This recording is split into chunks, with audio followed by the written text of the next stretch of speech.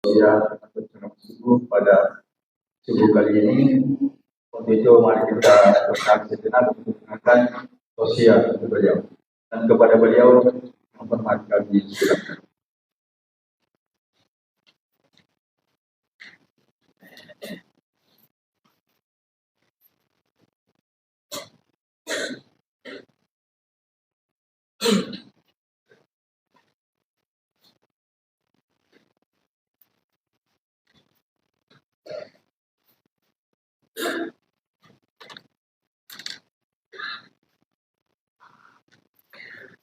Allahumma salli ala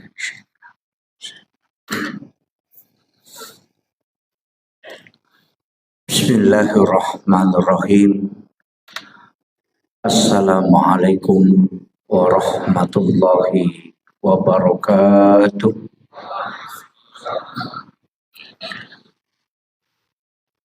Alhamdulillah, alhamdulillah rabbil alamin.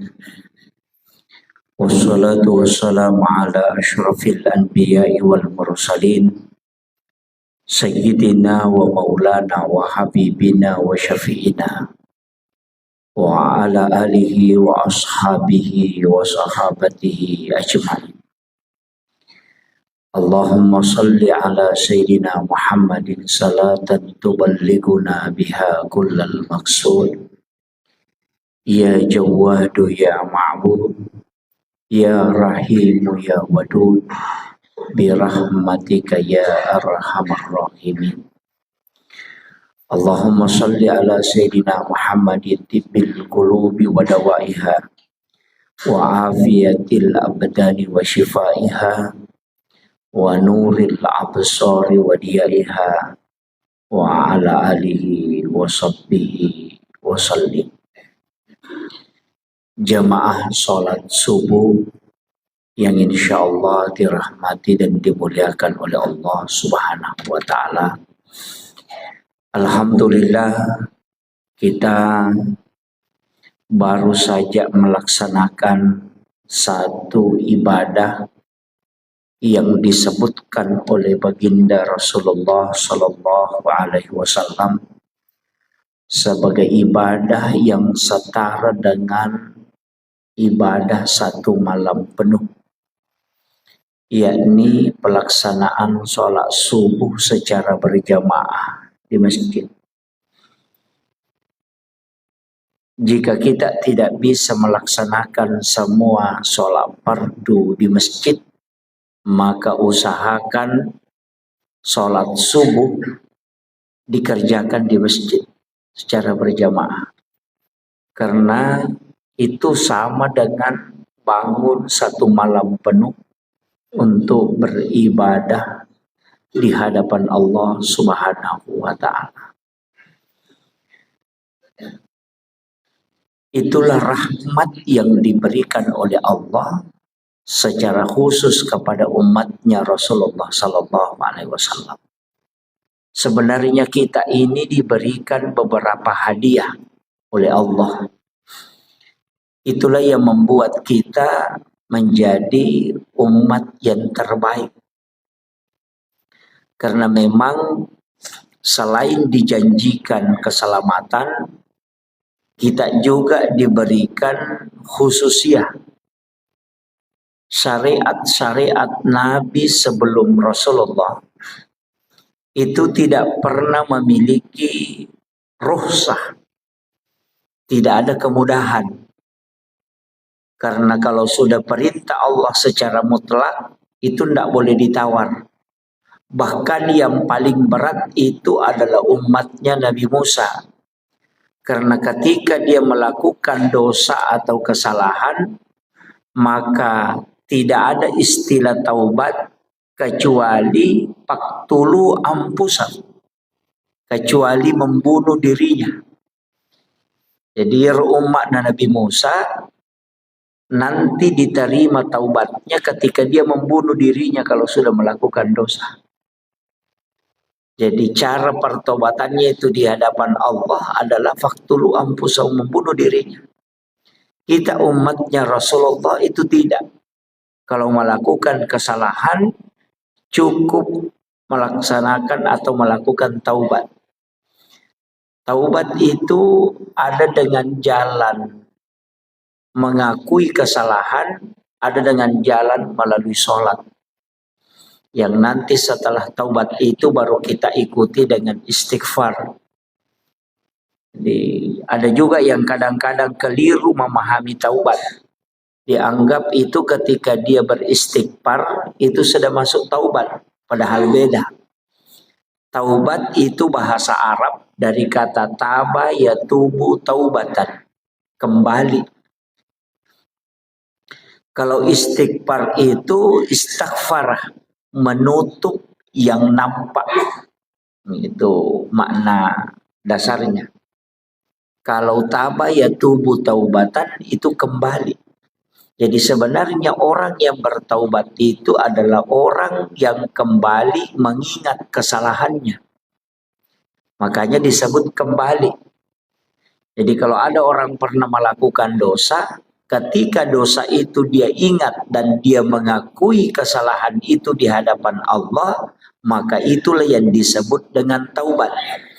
Ketika kita membaca Astaghfirullahaladzim, berarti kita meminta kepada Allah supaya kesalahan itu ditutup. Ya, jadi makanya taubat diikuti dengan istighfar. Jadi istighfar dengan taubat itu beda jauh. Ada orang salah paham. Dia anggap kalau dia sudah baca Astaghfirullahaladzim, dia mengatakan saya sudah bertaubat. Oh, itu tidak. Dia cuma istighfar, itu belum taubat. Jadi ingat dulu kesalahan, apa kesalahan kita. Setelah kita tahu kesalahan, maka kita mengakuinya di hadapan Allah. Baru setelah itu kita baca Astaghfirullahaladzim. Sebenarnya ada dua, Bapak Ibu sekalian.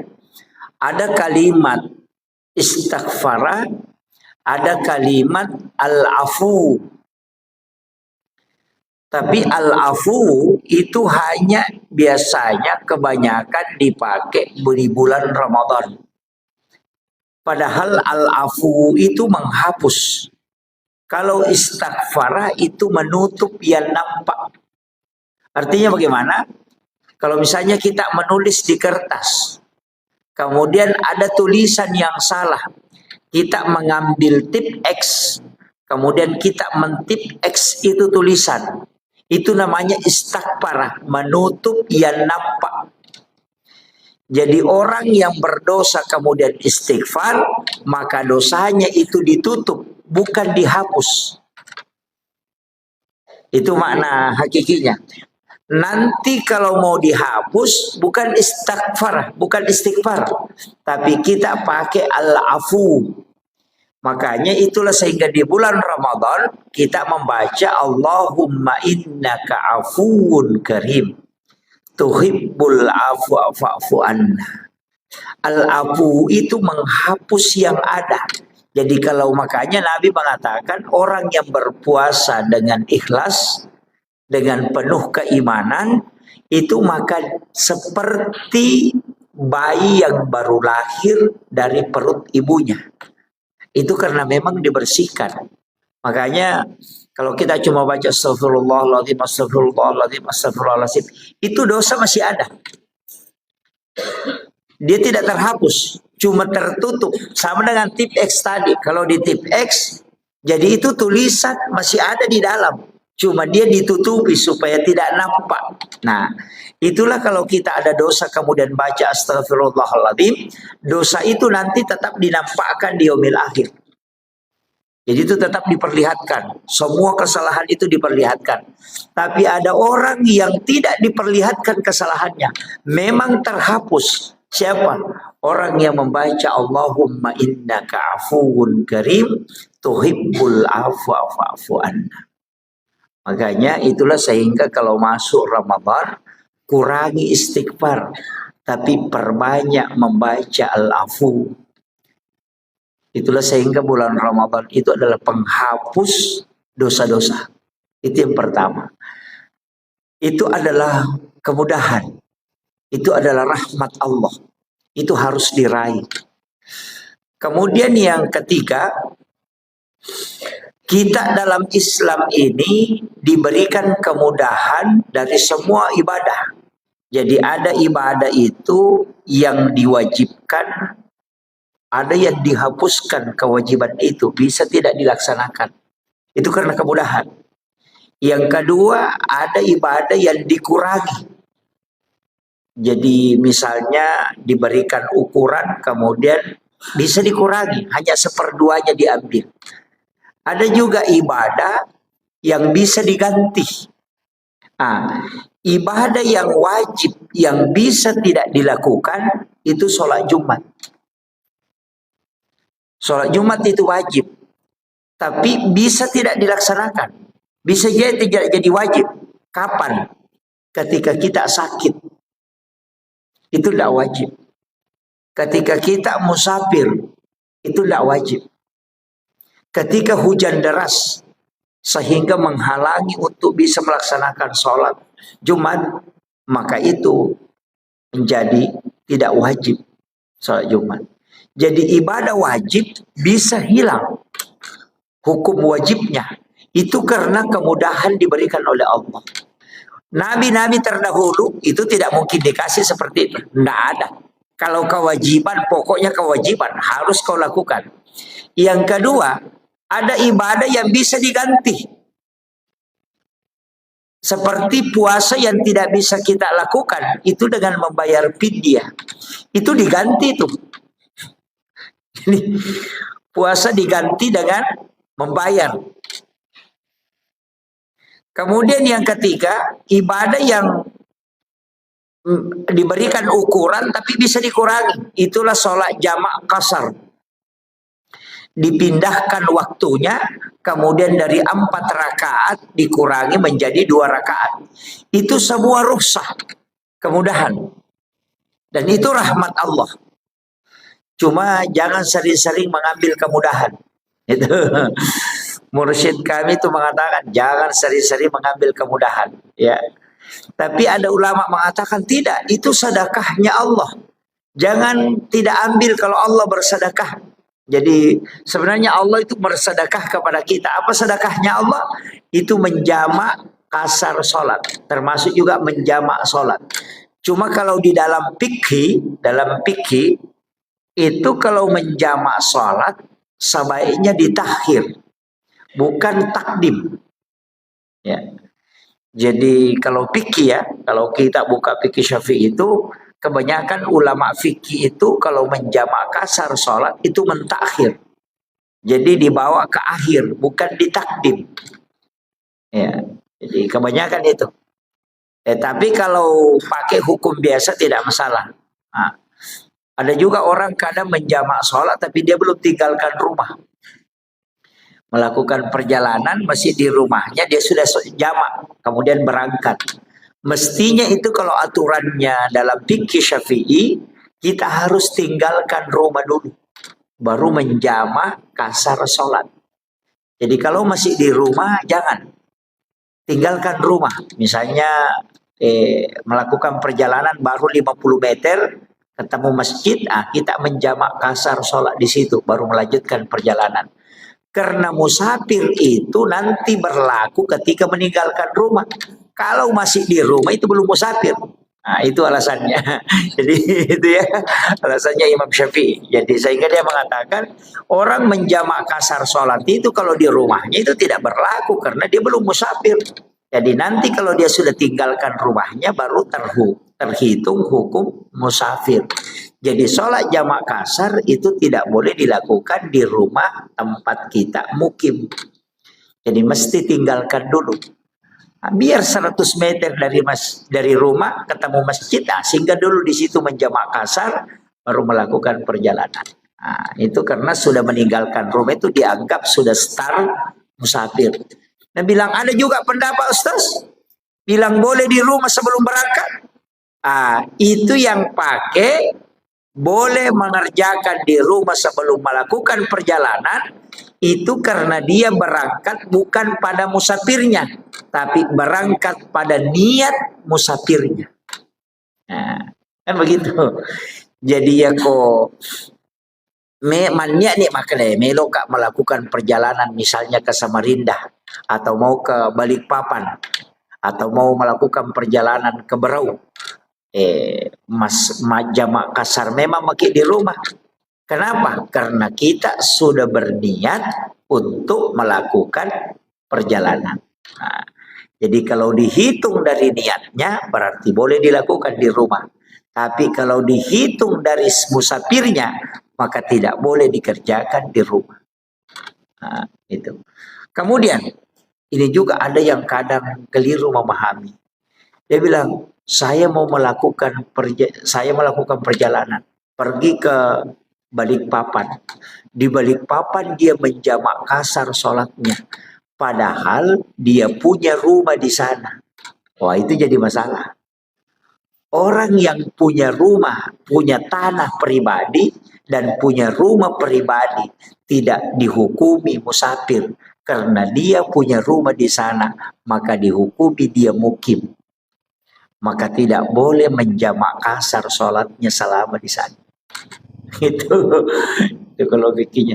Ada yang punya rumah di sana baru setiap hari menjamak kasar. Wah, itu jadi masalah itu. Dia mencuri kesempatan itu. Ini kan ini yang penting saya adukan ya. Jadi itu rahmat Allah untuk kita.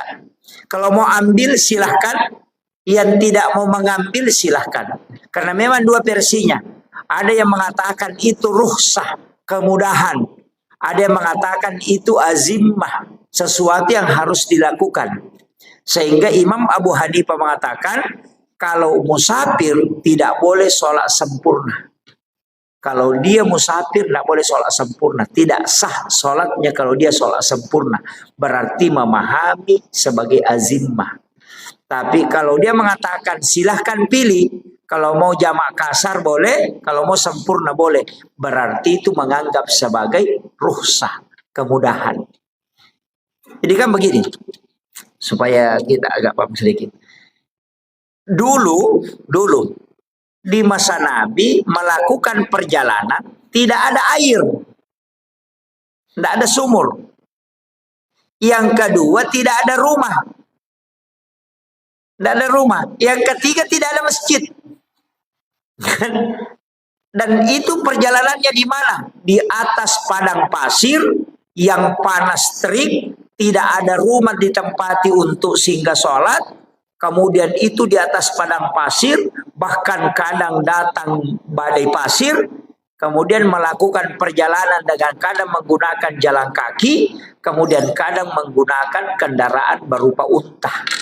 Jadi bayangkan, kalau melakukan perjalanan 90 km atau 97 km atau 85 km menggunakan transportasi unta. Unta itu tidak bisa cepat jalannya. Lambat. Tidak sama kalau kuda bisa lari. Kalau unta itu tidak. Makanya melakukan perjalanan atau sekalian jalan kaki. Coba dihitung, bayangkan itu Pak. Tidak ada rumah, tidak ada pepohonan, di atas padang pasir yang panas, pasirnya panas dari bawah, matahari juga panas dari atas. Maka wajar kalau 85 km kita melakukan sholat jamak kasar. Karena kalau mau singgah sholat, panas. Yang kedua tidak ada tempat bernaung. Sekarang kalau melakukan perjalanan ke Balikpapan, pokoknya di dalam mobil yang ada AC-nya, tidak kena sinar matahari, lebih dingin sejuk di dalam mobil daripada di luar mobil.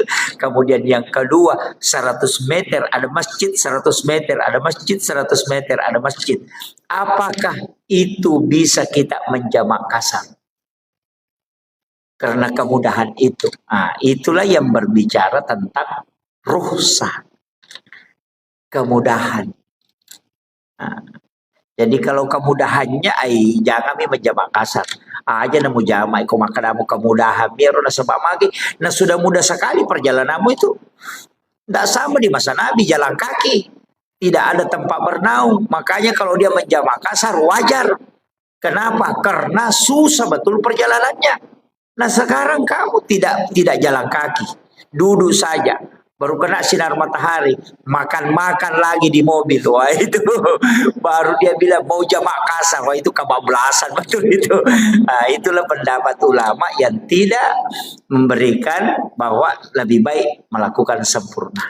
Nah, itu. Jadi begitu cara memahami pemahaman ulama kita. Sehingga orang yang menghitung itu tidak melihat jaraknya. Oh ini Pak, tidak melihat jarak, tapi melihat susahnya dan lamanya. Begini, dulu Nabi kalau melakukan perjalanan, dulu itu kalau orang jalan kaki 80 kilo lebih, kira-kira berapa jam? Kalau 80 kilo jalan kaki, berarti itu sekitar 1 hari penuh. Nah, bukan jaraknya yang dihitung, tapi lama perjalanannya. Nabi dulu pakai, Imam Syafi'i pakai ukuran sekian kilo karena itu dihitung lama perjalanannya. Nah Bapak kalau naik mobil 80 kilo itu cuma 1 jam. Lebih kan? Hampir 2 jam. Jadi koma palarioto kina arua pulau na kilo, apalagi kalau lewat tol, apalagi kalau naik pesawat. 80 kilo itu 10 menit saja itu sudah sampai. Itu kan begitu. Jadi dulu itu kalau 85 kilo jalan kaki, oh itu 1 hari. Jadi angka makada sesopi allalangang baru bisa dijamak. Jadi bukan jaraknya, tapi lama perjalanannya. Nah, itu. Jadi begitu sehingga berbeda-beda pendapat. Tapi kalau saya ya tergantung. Makanya saya tuh melihat keadaan. Kalau agak, wah ini agak berat. Kemudian yang kedua, ini nanti waktunya agak berat. Makanya kadang saya jamak kasar. Tapi kalau saya melihat, wah ini keadaan bisa kan saya tidak jamak. Jadi kadang saya mengambil dua-dua itu. Dan melihat keadaan saja, oh ini keadaan agak berat. Nanti selesai ini lanjut ke sini, saya menjamak kasar. Kalau dalam kondisi musafir. Kemudian, apalagi kemudahan yang diberikan oleh Allah kepada Rasulullah. Tidak ada nabi yang diberikan jaminan umatnya, langsung Allah yang jamin. Jadi kalau nabi-nabi terdahulu itu tidak dijamin. Ketika dia melakukan kebaikan, ya nanti kebaikannya itu apakah mendapatkan rahmat Allah atau tidak. Kalau umatnya Rasulullah itu diberikan jaminan. Makanya Bapak Ibu yang ada di masjid Muhajirin ini ya, Masjid Muhajirin ini celaka betul kalau kita masuk neraka. Ya, saya bilang celaka betul ini kalau kita masuk neraka. Bukan karena takabur terhadap ibadah. Tapi Allah memang memberikan khususiah kepada umatnya Rasulullah. Itu banyak sekali kelebihan kita dikasih. Yang pertama, setiap kesalahan seorang hamba ketika dia bertaubat di hadapan Allah, maka itu pasti diampuni. Jadi kita ini sebenarnya juga dikasihkan, tapi memang begitu kayaknya ya. Orang yang sering dikasih kemudahan, kadang juga nakal itu. Jadi karena kita sering dikasih bonus ini, itu macam-macam perbuatannya. Itu makanya orang yang sering dikasih bonus itu ya begitulah. Nabi kan mengatakan, dia minta kepada Allah, ya Rabb, semua kebaikan yang dilakukan umatku lipat gandakan. Gitu kan? Jadi semua kebaikannya pokoknya lipat gandakan. Kasih banyak nilainya, kau meng-up nilainya. Ya. Makanya itu disebut manja bil hasanati falahu asru amsalihha. Kalau kau melakukan satu kebaikan, itu Allah melipat gandakan menjadi 10 kebaikan. Itulah juga kenapa puasa Ramadan itu kayak puasa Syawal yang 6 hari itu di sesudah Ramadan. Itu dikatakan siapa yang berpuasa 1 bulan penuh di bulan Ramadan ditambah 6 hari di bulan Syawal, itu sama kalau dia berpuasa 1 tahun penuh. Bagaimana cara menghitungnya? Itu karena kelipatan 10. Jadi 30 hari di bulan Ramadan dikali 10, makanya 300. 6 hari di bulan Syawal dikali 10 makanya 60. Berarti 360.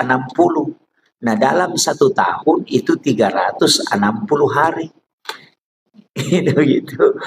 Makanya jangan sembarang baca itu hadis. Nabi bilang siapa yang puasa 6 hari di bulan Syawal sama kalau puasa 1 tahun penuh. Dia tidak puasa Ramadan, cuma dia puasa Syawal. Itu karena salah memahami hadisnya. Jadi itu hadis memang menyebutkan puasa 1 bulan di bulan Ramadan ditambah 6 hari. Jadi kenapa 6 itu kan dikali 10 semua sehingga menjadi 360 hari. Nah dalam 1 tahun itu 360 hari. Jadi itu hitungannya makanya dihitung sama kalau puasa 1 tahun. Kemudian Nabi mengatakan siapa yang puasa ayyamul bid, puasa putih, pertengahan bulan. Jadi 14, 15, 16. Kalau di bulan yang tidak cukup berarti 13, 14, 15. Umpu ulang bulan Hijriah. Pertengahannya kita puasakan. Itu disebut puasa putih. Itu sebenarnya bukan puasanya kita. Ternyata puasa itu puasanya Nabi Adam. Puasa taubatnya Nabi Adam. Karena ketika Nabi Adam dilemparkan ke bumi, seluruh badannya hitam. Seluruh badannya hitam. Maka Nabi Adam itu melakukan puasa. Puasanya itu hari pertama itu di pertengahan bulan. Hari pertama sepertiga badannya jadi putih. Sekalinya puasa kedua 2/3 badannya putih. Puasa hari ketiga seluruh badannya putih. Makanya disebut puasa putih. Jadi itulah puasa menghapuskan seluruh dosa-dosanya Nabi Adam. Nabi tahu itu. Sehingga dia minta berikan juga ya Rob kepada umatku puasa ini. Makanya sebenarnya puasa putih itu adalah puasa syariatnya Nabi Adam. Tapi kita dikasih karena boleh dilakukan. Nah, kenapa 3 hari itu? Nabi mengatakan siapa yang berpuasa 3 hari setiap bulannya, maka sama kalau dia berpuasa 1 bulan penuh. Cocok memang karena 3 hari, nah 30 hari dalam satu bulan kan. Makanya kalau Bapak tidak bisa puasa Senin Kamis, lakukan saja itu puasa putih. Itu puasanya Nabi Adam. Itu untuk awet muda juga. Untuk kesehatan juga. Kalau orang puasa putih itu untuk supaya badannya, fisiknya itu dijaga. Ya, istilahnya orang awet muda. Jadi kalau orang tua kerjakan, itu sudah awet tua nanti itu. Ya, jadi ini puasa ini itu syariatnya Nabi Adam. Sama aja dengan zikir. Semua Nabi itu dikumpul zikirnya Pak. Istighfarnya Nabi diambil. Zikir khususnya para Nabi diambil. Dikumpul. Rasulullah yang minta. Karena umur kita pendek. Kan gitu. Itu kan dipikirkan Rasulullah. Umurnya umatku pendek. Tidak lama dia hidup. Tidak sama umatnya Nabi Musa. Umatnya Nabi Musa ada yang sampai 300 tahun. Ibadahnya pasti banyak. Nah umatku hanya 60 tahun. Ada yang sampai 30 tahun saja meninggal. 40 tahun sudah meninggal. Sedikit sekali. Nah lebih banyak juga tidurnya. Iya kan lebih banyak tidur Pak. Jam 9 kita tidur. Nanti bangun jam 4. Berarti dalam 1 malam itu kalau jam 9 berarti. Jam 7, jam 8, jam 9. Berarti 3 jam saja tidak tidur. Kemudian jam 4, jam 5, jam 6. Berarti 5 jam kita tidak tidur kan. Kalau jam 9 malam baru kita bangun jam 4. Berarti 5 jam kita tidak tidur. Nah berapa jam kita tidur? Jam 10, 11, 12, jam 1, jam 2, jam 3, jam 4. 7 jam. Coba. Apalagi kalau siang lagi tidur. Jam 1, jam 10 atau jam 11 atau jam 1 lah tidur.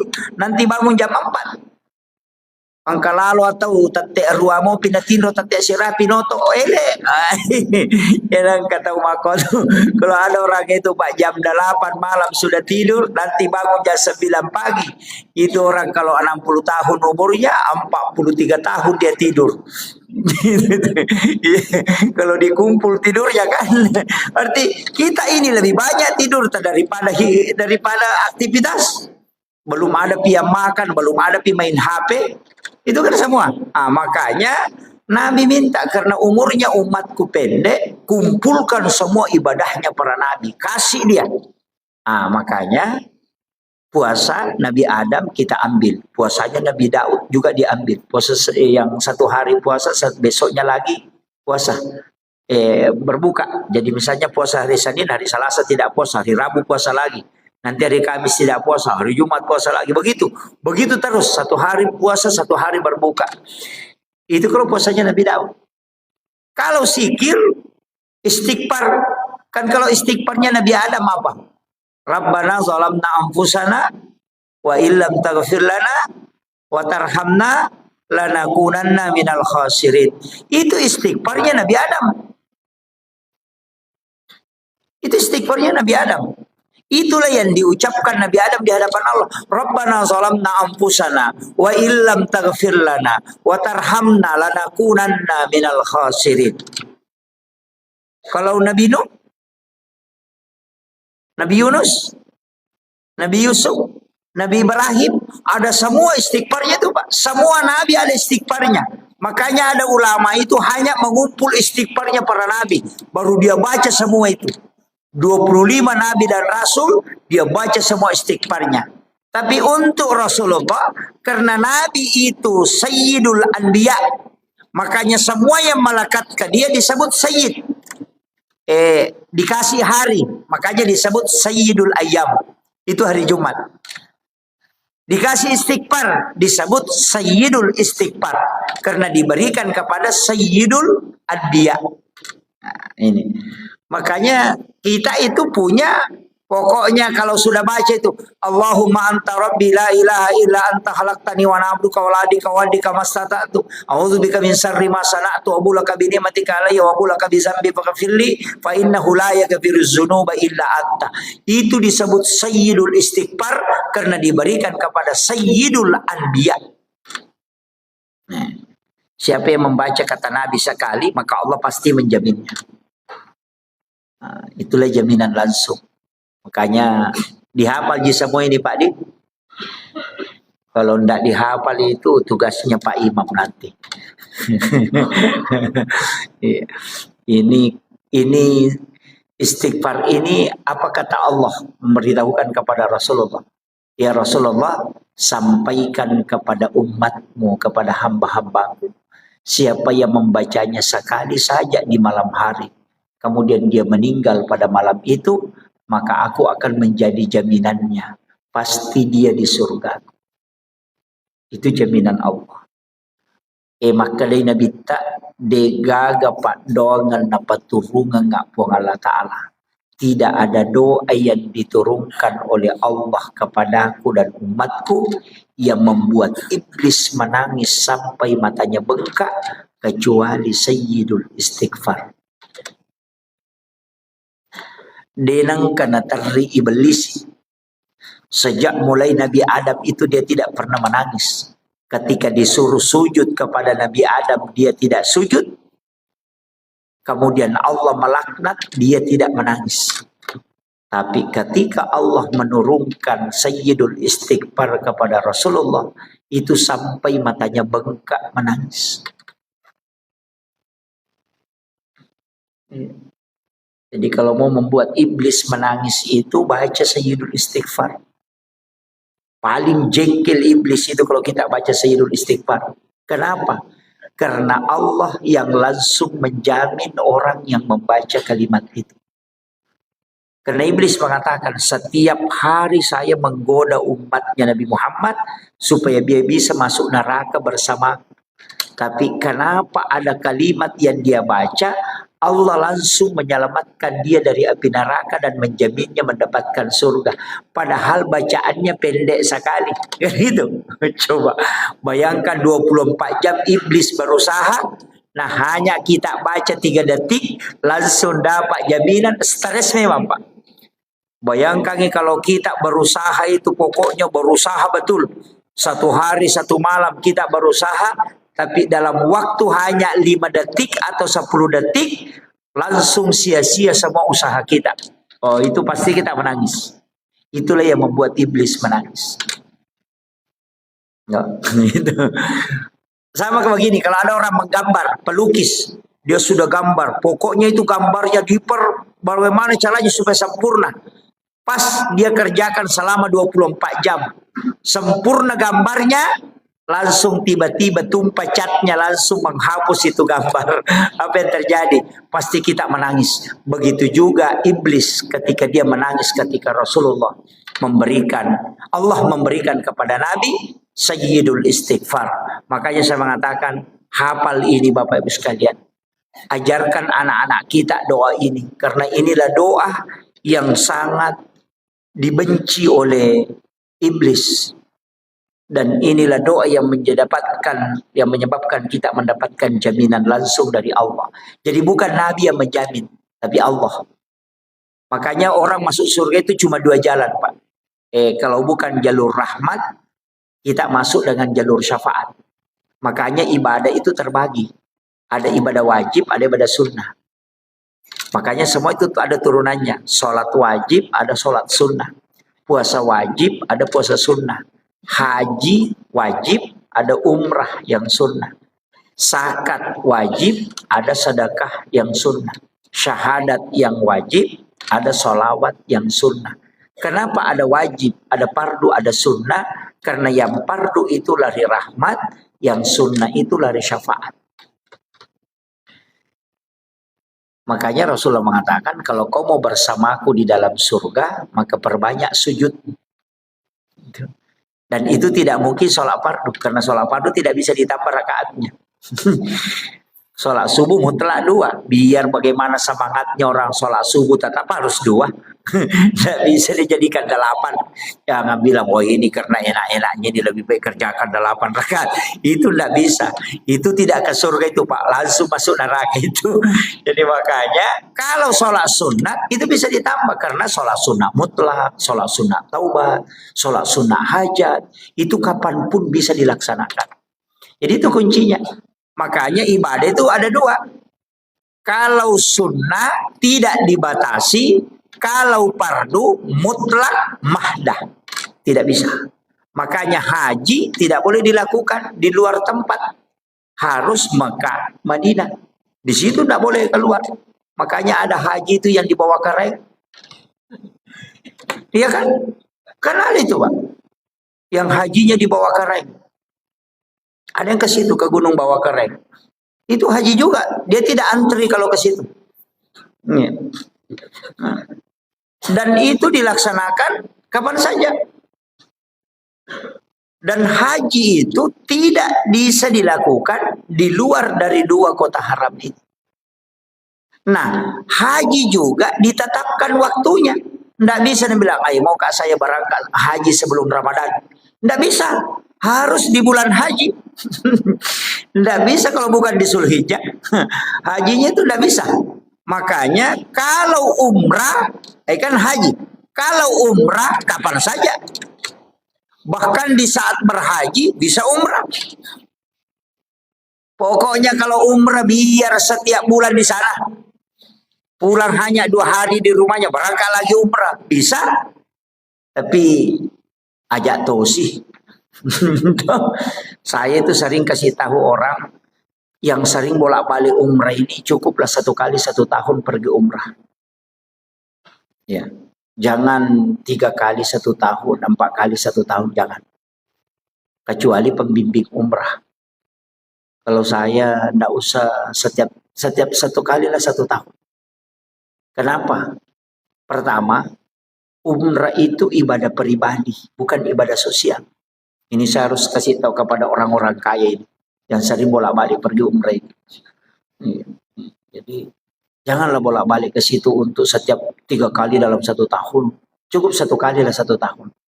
Kenapa? Karena dia ibadah pribadi dan bukan ibadah sosial. Umrah itu pahalanya dipatok. Kalau sudah kerjakan misalnya dapat pahala 10.000, ya 10.000 pahalanya. Kalau meninggal tetap 10.000, tidak mungkin bertambah itu. Tetap 10.000 terusin. Tidak bisa berubah-berubah itu. Tapi kalau kita uang yang kita mau bayarkan untuk naik umrah misalnya 30 juta, itu dipakai bangun masjid, dipakai bantu anak yatim, dipakai bantu fakir miskin, atau dipakai bayarkan sekolahnya anak-anak yang menghafal Al-Quran. Itu 10 anak dibantu. Itu pahalanya jalan sampai dunia kiamat. Pahala pertamanya itu 700 kali lipat. Tapi setelah itu bertambah terus. Tidak pernah berhenti. Jadi sekali berbuat sampai kiamat dapat terus tambahan pahala. Tapi kalau umrah sekali berbuat pahalanya dapat, setelah itu tidak bertambah-tambah. Tapi bisa kurang. Bisa kurang. Bagaimana bisa kurang pahala umrah? Kalau bilang, lihat, kasih tahu tetangganya. Bilang tetangganya, syukur tak kita Budi. Setiap tahun kita naik umrah, bilang, iya kita memang begitu. Iya, enak memang kita kan imannya bagus. Sudah habis itu. Iya, jadi dia bisa kurang. Hati-hati. Makanya saya katakan orang yang sering bolak-balik umrah ini kurangilah. Kemudian yang kedua alasannya apa? Ini kalau dalam tarekat. Ibadah yang sakral. Kalau dilakukan berulang, itu sakralnya akan hilang. Itu bisa hilang. Di situ ujiannya. Maksudnya bagaimana Pak Ustaz? Begini. Umrah itu ibadah sakral. Kalau ada orang baru berangkat umrah sekali, itu tidak sama bagi orang yang sudah berangkat 5 kali. Pasti tidak sama. Jadi pada saat orang pertama datang itu, baru pertama kali itu dia umrah, itu pasti nikmat betul. Dia rasakan. Tapi ketika sudah 10 kali bolak-balik, itu sudah biasa-biasa. Kan begitu. Sama aja begini Pak, sholat Jumat itu dikerjakan setiap pekan. Makanya orang anggap biasa-biasa. Tapi Idul Fitri, Idul Adha, karena dilakukan cuma 2 kali dalam 1 tahun, sebenarnya cuma 1 kali. Idul Fitri 1 kali, Idul Adha 1 kali. Makanya kalau Lebaran, padahal ibadah sunnah, semua orang datang kumpul, marah-marah kalau tidak pergi. Padahal itu ibadah sunnah. Tapi ibadah fardu sholat Jumat, malas ke masjid. Nah, itu kalau Lebaran Idul Fitri, karena cuma 1 kali, belum subuh itu sudah mau mandi. Pokoknya baju baru disiapkan, parfum disiapkan, tengah malam dia mastarika. Kalau sholat Jumat, itu bajunya nak pakai olahraga seperti sholat. Padahal ini wajib, bukan ibadah yang sholat Idul Fitri, Idul Adha ini kan sunnah. Kenapa dia sangat istilahnya punya semangat tinggi untuk datang, bahkan takut kalau tidak datang, kecewa kalau tidak datang, itu karena ibadah ini hanya sekali setahun.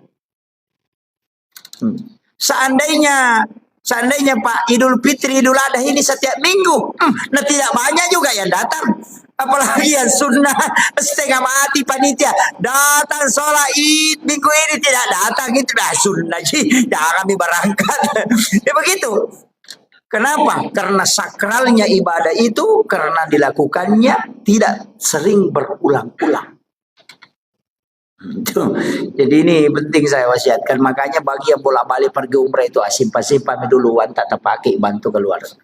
Ada yang umrah 3 kali 1 tahun, 4 kali 1 tahun, baru tetangganya tidak makan apa-apa. Wah, itu ganas itu Pak. Itu orang kaya tidak ada perasaannya itu. Iya, itu tidak ada perasaannya itu Pak. Tidak ada perasaan sosial. Baru pakai seragam, beli seragam ini, baru berangkat, tetangganya tidak makan. Wah, itu fatal itu. Kadang-kadang kita ini menganiaya orang Pak. Ini jangan tersinggung ya. Kalau tersinggung berarti alhamdulillah. Nah, Anda masuk kategori itu ya. Iya. Tapi tetap silahkan laksanakan umrah. Ya lakukan umrah. Jangan, karena itu ibadah penghapus dosa dari umrah ke umrah. Ya, jadi orang umrah itu penghapus. Sebenarnya kan begitu. Dulu saya begini Pak. Saya dulu kalau ngaji itu di Padilla, saya bilang, kenapa ini? Saya biasa protes itu, kenapa ini ibadah mudah sekali dapat pahala umrah? Siapa yang sholat sunat 4 rakaat sebelum asar itu sama dengan melaksanakan ibadah umrah 1 kali. Bahkan perempuan yang melayani suaminya dengan sempurna sehingga suaminya merasa puas dan senang, maka itu baginya 1 pahala umrah. Sholat sunnah duha 2 rakaat di waktu pagi itu kita tidak mau tukar dengan ibadah umrah 1 kali kelak di hari kemudian. Saya bilang, kenapa sholat duha 2 rakaat ini yang sangat mudah dilakukan tidak mau ditukar dengan pahala umrah nanti di hari kemudian? Nanti lama-lama akhir-akhir ini saya baru berpikir, oh mungkin inilah yang dianukan, bahwa ibadah umrah nanti itu akan kurang kesakralannya. Jadi kalau pahala umrah jadi kejar, ibu-ibu kasih tahu saja ibu-ibu mau kita dapat umrah gratis, layani saja dengan baik, insya Allah dapat umrah itu, tidak pakai modal, kan begitu, iya. Sholat sunnah duha 2 rakaat itu sudah umrah itu. Bahkan Nabi mengatakan siapa yang berwudu di rumahnya kemudian berangkat ke masjid melakukan sholat fardu, wudunya dia tidak batal, maka itu sama dengan haji dan umrah sekali. Siapa yang tinggal sholat subuh berjamaah di masjid, kemudian tidak meninggalkan masjid, duduk berzikir hingga masuk waktu syuruk, kemudian melaksanakan sholat sunnah isra 2 rakaat, itu sama ketika dia melaksanakan ibadah haji dan umrah 3 kali bersamaku, kata Nabi. Tamat. Sempurna sekali itu Pak. Cuma susah dilakukan. Ada orang assalamualaikum langsung lompat keluar. Nah itu, iya. Padahal itu pahalanya besar. Kalau kita akan kejar pahala haji dan umrah itu saja itu. Jadi kadang saya mengatakan, kenapa agama ini? Oh ternyata bahkan Nabi kan mengatakan, sholat Jumatnya orang miskin itu pengganti ibadah haji baginya. Woi, enak sekali Pak. Cuma tidak baiknya kita berdoa, ya Allah miskinkan saya supaya dapat pahala haji setiap pekan. Kan begitu. Kena tu ampa yang kaguru tama kadang katu tau kasiasi maborro. Biasa tau kasiasi maborro. Tau kasiasi dia nalo mak juma. Ya nanti asa tau kasiasi nama borro. Itu kan begitu. Karena sudah dikasih. Kalau orang kaya Pak, ndak bisa dapat. Ndak ada itu bilang orang kaya yang sholat Jumat pahalanya itu sama dengan pahala haji. Ndak ada. Yang ada itu orang miskin ketika dia sholat Jumat itu pengganti ibadah haji baginya. Jadi jangan bangga kita yang pernah haji itu daripada orang miskin tidak pernah haji. Nah bilang orang miskin saya setiap minggu ke haji. Kau 1 kali baru bisa. Itu pun antrinya lama kan. Makanya orang miskin itu Pak cepat masuk surga. Orang kaya itu yang stres. Iya, orang kaya itu yang stres. Makanya bapak-bapak yang punya banyak rezeki ini hati-hati. Iya, hati-hati. Paling lambat masuk surga itu. Apalagi yang punya banyak mobil, oh sudah. Itu baru mobil. Yang punya banyak istri lebih parah itu. Iya. Makanya saya kasih tahu memang Pak, hati-hati. Fatal itu. Karena pertanggungjawabannya berat. Dari 1 benda itu bisa dipertanggungjawabkan sampai sekian tahun. Oh, enggak mudah. Makanya saya kasih tahu, saya kasih amalan Pak. Di dalam tarekat itu kan sering orang sebut. Saya dulu itu kan enggak sepakat ketika belum dapat. Saya tuh karena di mursyid kami pernah bilang, saya mengatakan, susahnya nanti itu perjalanan Pak Kiai. Mulai di alam kubur kita sudah ditanya memang. Bangun dari dibangkitkan dari alam kubur, dibawa lagi kepada mahsyar. Di situ lagi menunggu sekian ribu tahun. Kemudian di padang mahsyar, kemudian dipanggil satu-satu untuk ditimbang amalnya. Lain lagi lewat di Siratal Mustaqim. Apa Nabi bilang mursyid kami? Iya kalau kau mau lewat di situ ya lewat. Nasa kau meko lete ya lete memang kok. Meku timbang amal abu ya timbang. Kalau mau tidak lewat titian Siratal Mustaqim ada caranya juga. Jadi ada orang itu Pak tidak ditimbang amalnya, tidak diperiksa amalnya, tidak pergi antri di padang mahsyar. Baru berjalan ke situ sudah dijemput. Wah ternyata saya dulu tidak percaya. Wah ada keamalan begitu. Bisa tidak ditimbang amalnya. Nah semua orang akan lewat di titian Siratal Mustaqim. Tapi dia bilang ada orang yang tidak dikasih lewat di jembatan Sirat karena belum ke sana. Nah sudah dijemput. Saya itu tidak percaya dulu. Dewa tepat masyarakat. Wah ajaran sesat nih. Kadang-kadang kade Deni Palete tahu apa dia tahu di Paresa. Kakak tahu Deni Paresa pasti Paresa mana? Pada masar menunggu lama. Ternyata lama membaca saya dapat hadisnya, Bapak. Dan itu hadis sahih. Guru kami di Sidrap itu ceramahkan juga. Setelah dia ceramahkan saya kaget. Dari mana dia dapat ini hadis? Kemudian dia bawa kitabnya, saya buka, dapat. Oh ternyata ada. Saya pulang ke rumah langsung cari hadisnya di ensiklopedia hadis itu. Saya dapat. Jadi Rasulullah itu pernah berwasiat begini. Ada nanti umatku di hari kemudian itu baru berjalan menuju kepada mahsyar itu sudah dijemput. Jadi belum sampai kepada mahsyar, baru berjalan menuju kepada mahsyar, Allah menyuruh malaikat menjemput orang itu kemudian dibawa ke ila rafiqil a'la, di tempat yang sangat tinggi sehingga amalnya tidak diperiksa, kemudian tidak melewati titian Siratal Mustaqim, tidak antri juga di pada mahsyar. Karena baru berjalan ke situ, nah sudah dijemput. Kayak kita mau ke lapangan, baru kita berjalan mau ke lapangan, datang penjemput, sini mi, jangan mi ke situ, antri sini mi, saya bawa ke sana. Jadi ada orang seperti itu nanti. Siapa itu? Rasulullah mengatakan, dia adalah umatku yang bersedekah. Yang bersedekah itu tidak tahu siapa yang disedekahi.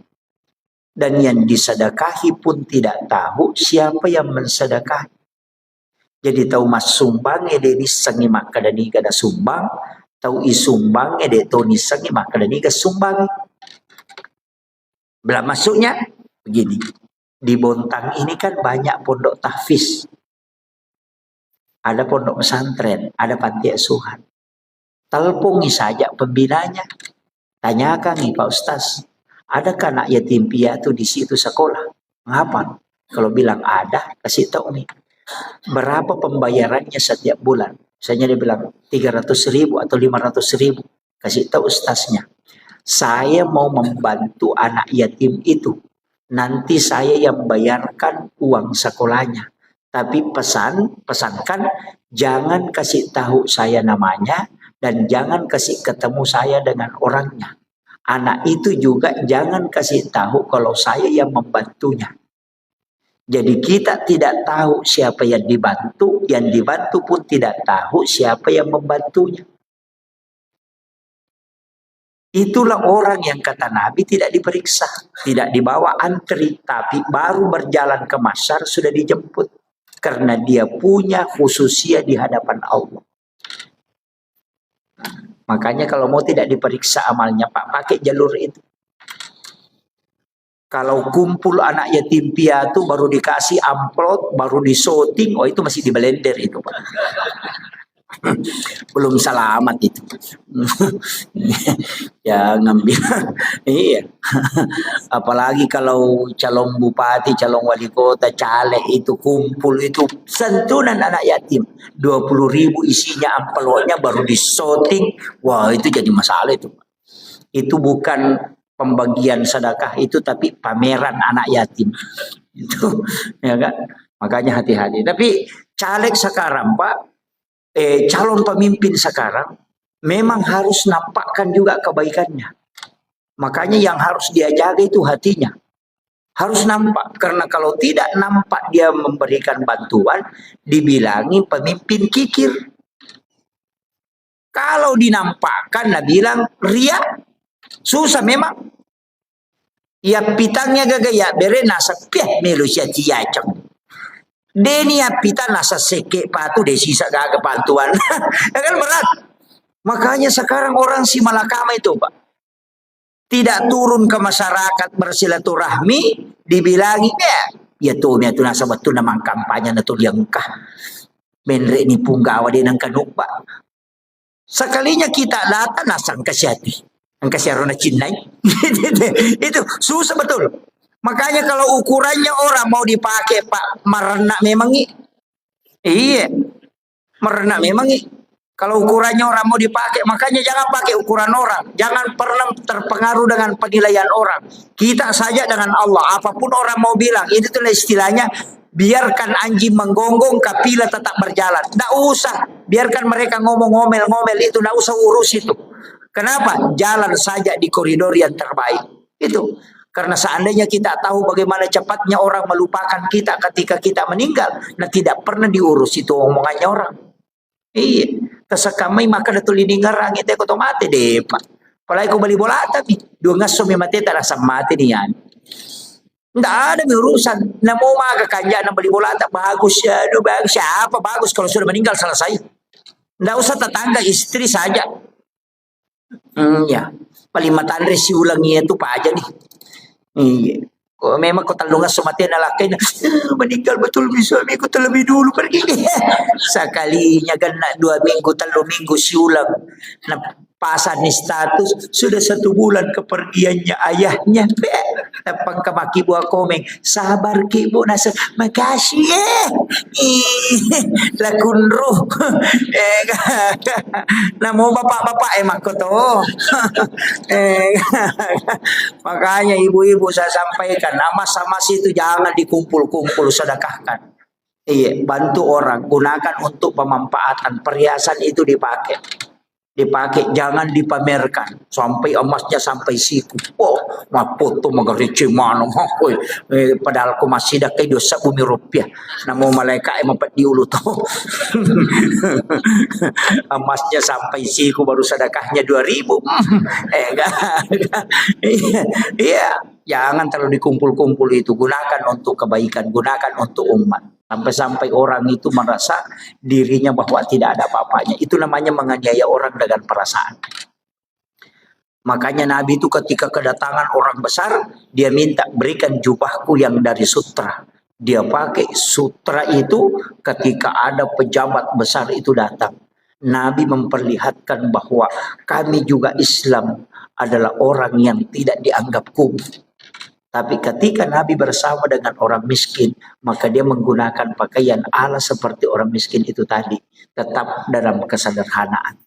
Makanya jangan juga pakai emas sampai siku. Ada semua nempel di sini, cincinnya baku sambung-sambung. Baru pakaiannya mengkilap, baru datang ke pengantin begini, baru duduk sama orang miskin. Jangan. Itu menganiaya perasaan orang lain. Itu tidak boleh. Tidak ada ibu-ibu dibontang begitu di. Kalau ada istri tak begitu Pak, ganti saja, tidak usah disimpan. Itu ya, ini saya sampaikan ini ya, makanya tuh saya wasiatkan, makanya gunakan semua untuk kebaikan, jadikanlah itu ibadah-ibadah sosial. Saya kira ini yang penting saya wasiatkan. Ini sudah masuk waktu suruh, mudah-mudahan ada hikmah yang kita bisa petik. Itu tadi amalan yang saya kasihkan. Amalkan itu Pak. Cari anak yatim piatu yang di pesantren di ini. Tidak usah tahu siapa orangnya. Nanti kita diberikan jaminan khusus dari Allah. Itu keistimewaannya ketika kita bisa membantu orang yang kita tidak ketahui. Apalagi misalnya ada pesantren di Makassar. Ada pesantren di misalnya di mana jauh itu. Di Jakarta. Ada di Bogor. Ada di mana. Pondok Tahfiz. Kita tahu nomor telepon pembinanya. Tanyakan ada anak yatim di situ. Dia bilang ada. Kita transferkan saja. Kita tidak tahu di mana itu pesantren. Siapa anak itu. Maka kalau orang itulah yang menyebabkan kita dijemput secara khusus. Jangankan antri di pada masyar. Baru berjalan ke sana. Itu sudah dijemput. Itu keistimewaan Pak. Makanya kalau banyak dosa tak pakai amalan begitu Pak, supaya tidak diperiksa. Itu karena kalau diperiksa setengah mati. Saya kira cukup sekian. Akhirul kalam wallahul muwaffiq ila aqwamit thoriq. Nasrun minallahi wa fathun qarib wa basyiril mu'minin. Assalamualaikum warahmatullahi wabarakatuh. Untuk doanya Pak Imam. Ya, Sahibul wilayah.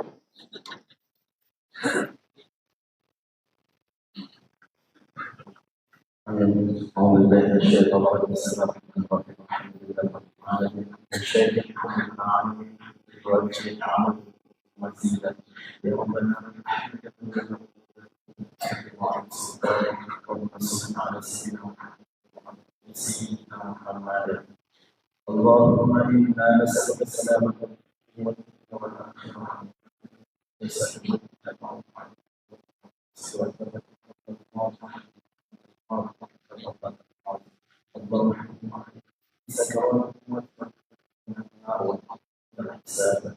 اللهم اغفر لنا ذنوبنا ورحمتنا كما ربنا بالصغار ربنا هب لنا من ازواجنا وذرياتنا قرة اعين